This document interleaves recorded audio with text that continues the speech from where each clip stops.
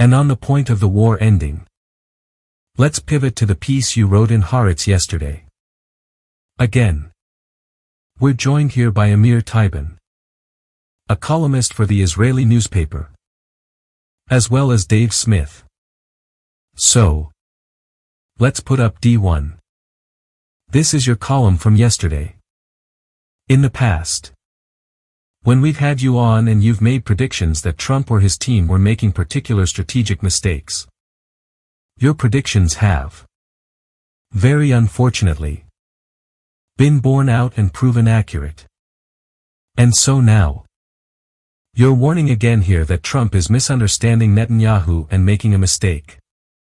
For those who have seen it, Dave, I'm sure you've seen these. Trump has been sending these long love letters to Netanyahu, basically berating the Israeli judiciary and implicitly threatening to withhold U.S. funding if the judges don't drop all of these different corruption charges against Netanyahu. Presumably, Trump thinks these charges are some kind of obstacle to Netanyahu reaching a deal, which maybe in his mind they are. So, tell us, what is Trump thinking? And why do you believe this approach is wrong? Well, first of all, Ryan, I can't say with 100% certainty what's going on inside Trump's mind, but I can look at his actions and try to understand his strategy. He managed to get the Iran conflict resolved right after those 12 days. He secured a ceasefire between Israel and Iran. There was that moment where Netanyahu wanted to send more planes over there, and he stopped them mid-flight. I don't know. Maybe now the pilots need to have Truth Social installed in their F-35 so they know what they're supposed to be doing. And then, everybody expected him to move on to Gaza. I want to remind you, a month and a half ago, when we had that separate U.S.-Hamas-Qatar deal to release Edon Alexander, the Israeli-American hostage, the soldier who was taken by Hamas, Trump had already written on Truth Social that it's time to end this brutal war. That's a direct quote he used a month and a half ago. But suddenly now, instead of putting all his focus on Gaza, we're seeing him pushing instead to cancel Netanyahu's criminal trial. He made 2 lengthy, angry posts on this issue within 48 hours. So what some people are saying is, well, there's an obvious linkage here. He wants the Netanyahu trial to be cancelled, or at least to show Netanyahu that he's going to bat hard for him. And then in return, Netanyahu will give him what he wants on Gaza. Again, there are several problems with this. First of all, the mechanism for ending the Netanyahu trial runs through some kind of a plea agreement between him and the prosecution. And up until now, the prosecution has said, okay, we can erase all the charges against Netanyahu, but he needs to admit that he did something wrong, because that's usually part of a plea agreement. And he needs to retire from his position of power so that he cannot commit corrupt actions again in the future. And Netanyahu refuses completely. I don't see how Trump's intervention can change that. He can make threats.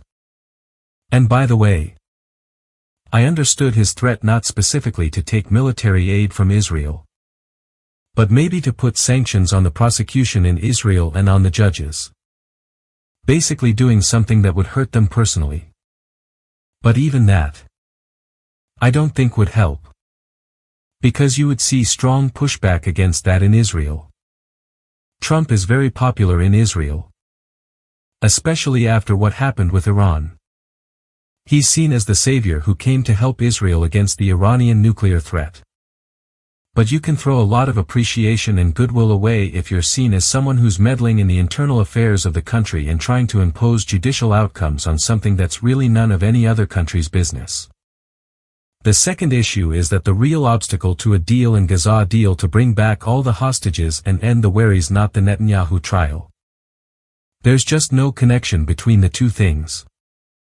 The real obstacle has been, all along, that Netanyahu doesn't agree to end the war. And that's fundamentally what Hamas is saying they will demand in order to release all the hostages. A lot of military pressure and a lot of death and destruction in Gaza so far has not changed their demand. We're 632 days into this nightmare. And we already had an agreement in place. Right? The agreement in January that Trump and Witkoff, together with the last breath of the Biden administration, they brought together. But I give most of the credit to Trump and Witkoff. Because the Biden team was working on this for months and they got nothing. Really. Suddenly Witkoff emerged. And boom. It was done. That deal had everything spelled out already, a first phase with 33 hostages. 1,000 Palestinian prisoners. A partial Israeli withdrawal. More aid coming into Gaza. All of that was successfully implemented in February and the beginning of March. But then, Netanyahu invented new parameters for the agreement. Walked away from what he signed. And said, "No. I want a partial ceasefire. A partial withdrawal. Only some of the hostages come back." And that's when it all fell apart. It's going to be 4 months soon. Because time is passing. People are dying. And the suffering is continuing. And that's the fundamental problem. It's not about Netanyahu's trial. It's not about Iran. It's about one question: can Trump convince Netanyahu to stop the war? That's it. And so far, with all the talk and all the grandeur. And there was a Trump tweet the other day about, take the Gaza deal. Get the hostages. The real question is, will there be any pressure from Trump to make this happen? And it's binary. You know. 1 or 0. That's what it will take. Did you feel like you mentioned the Witkoff deal that he got through during Joe Biden's lame duck period? And I agree with you. It certainly seems that while the Biden administration had this deal on the table since May of 2024, it doesn't happen until Witkoff comes in. From all the reporting I read about that, it does seem like they were putting some pressure on the Netanyahu government. And it seems one of the things that's kind of bizarre about this whole thing from the American perspective is that for Donald Trump, if any other country was imposing this albatross around his neck that Israel is, and he politically wanted to get this thing done and was funding it, we'd see him insulting them, threatening to pull the funding. It seems theoretically very easy for America to put pressure on Israel since they are funding and arming this campaign. And yet, in this case, it just seems like there was a little bit of pressure that Witkoff put on Netanyahu at the very beginning. And now there is this inability to do that. It's something that's kind of fascinating to me and I think a lot of other Americans. Of course. We've seen Benjamin Netanyahu on secret recordings bragging about how he can move America in the past. What's your perspective on that?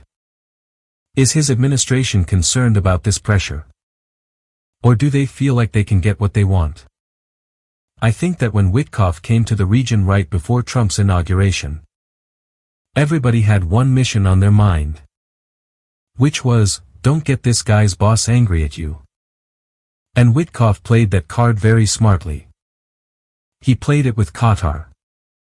He played it with Egypt. He played it with Israel. And from Hamas's perspective, I think they were willing to go along with Trump and not with Biden because they said, okay, there's a risk here. Because the mechanism of the agreement always included a loophole through which Netanyahu could break the deal and renew the war. But they said if we do it with Biden, in a few months we get Trump.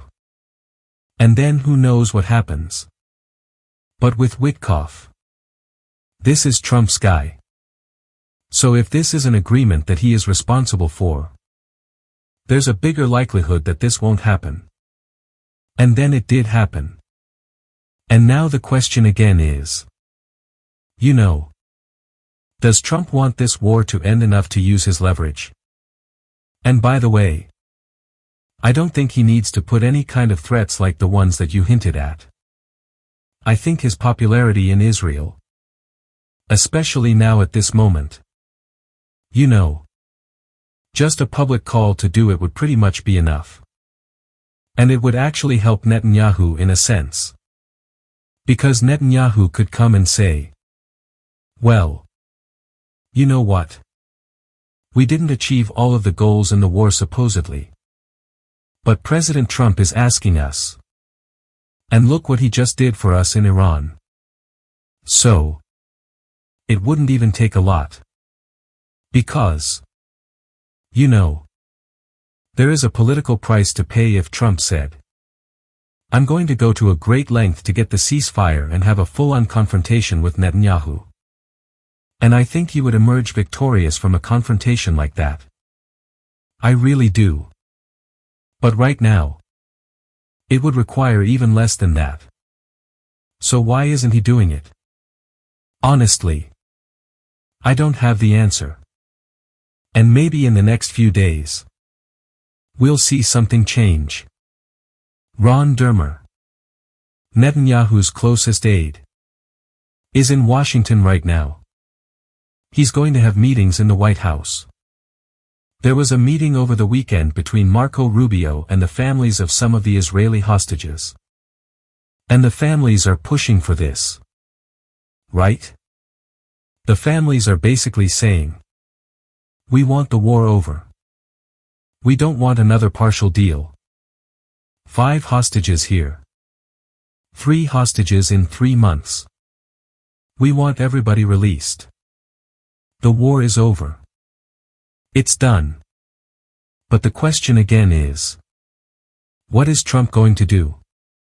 And I guess that's always the unknown territory.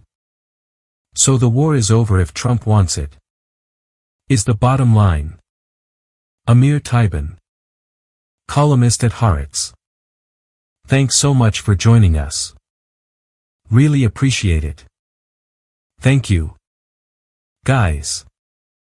Let's hope for good news. Yeah. Let's hope. Indeed. Let's all hope for good news. In these complex geopolitical moments, it's easy to get lost in the strategy and the political chess moves. But as Amir's reporting consistently reminds us, at the heart of it all are human lives, hostages waiting to be reunited with their families. And innocent people caught in the crossfire, longing for this nightmare to end. The path to peace is never easy, but it is always worth pursuing. Let's hope that the key players find the wisdom and the courage to make the right choice, bringing an end to the suffering and ushering in a new chapter of stability and hope for everyone in the region. If you believe in the importance of these conversations and want to stay informed with analysis that goes beyond the headlines, please take a moment to support our work. Hit that like button. Leave a comment with your thoughts below. And most importantly, subscribe to our channel. Your support allows us to continue bringing these critical stories to light. Thank you for watching.